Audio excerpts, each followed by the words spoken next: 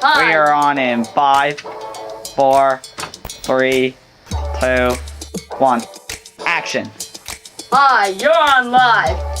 The news is probably fake. We make stuff up as we go. Hi everybody, my name is Florence. I'm a filmmaker here at Maybe Someday, and this is a short video I made about my childhood. Come on! You guys ready to go? This is just way too crazy. Hey everybody! I'm under attack in Alaska here. Gigantic polar bears throwing ice cubes. Oh crap! What hit me in the air? There was a short period of time in the late 90s and early 2000s when home video cameras had become easily accessible. But there wasn't yet an audience for this form of content.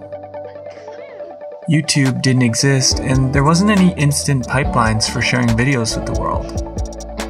For a brief and beautiful moment in history, people like myself made videos for a singular audience. Yes! For me, that audience was my best friend Milos. Hi Milosh, I'm on the airplane right now, and I'll show you my view. In 2005, my family decided to take our first family vacation. Digital video camcorder. My dad had purchased a camcorder some years before, and I decided it was my goal to shoot a video of the vacation to show it to my friend Milos when we returned home. I'll keep up with the filming as much as I can. I need to mention, my parents' marriage was not in a good place. Hi. Hi. How come you're not talking to me anymore? I don't know.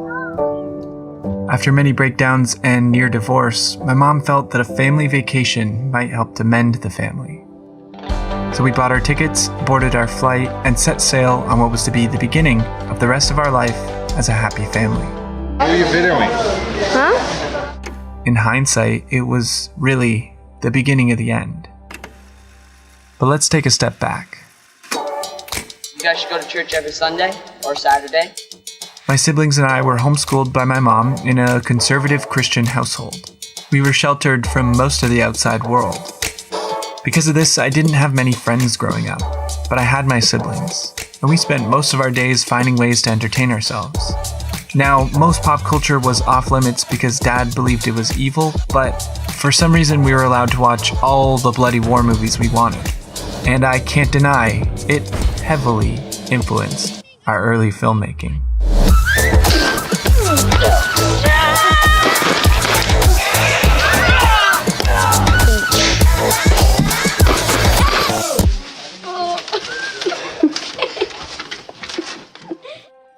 I'm 26 now, and while much of my filmmaking has changed, I feel like there's one thing that's stuck with me since those days. It first struck me when I watched back the footage from that infamous family vacation. I was never really good at accepting tragedy. If there was a positive way of looking at something, I always tried to see it.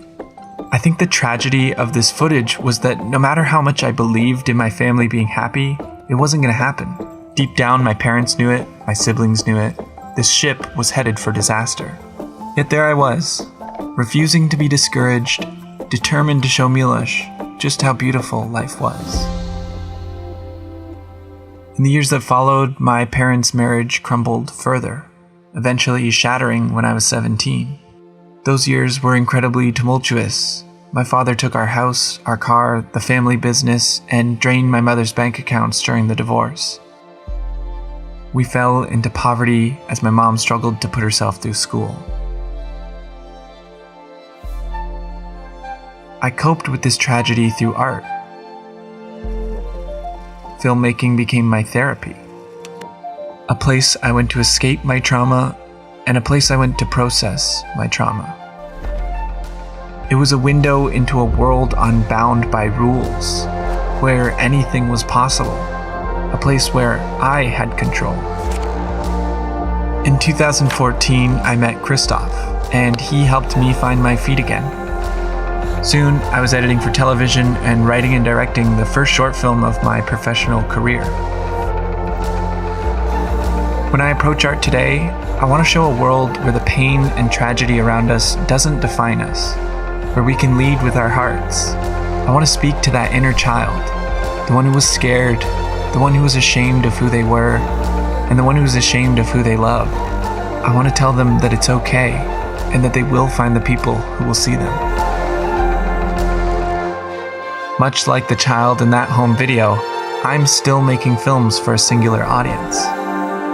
But now, that audience is me.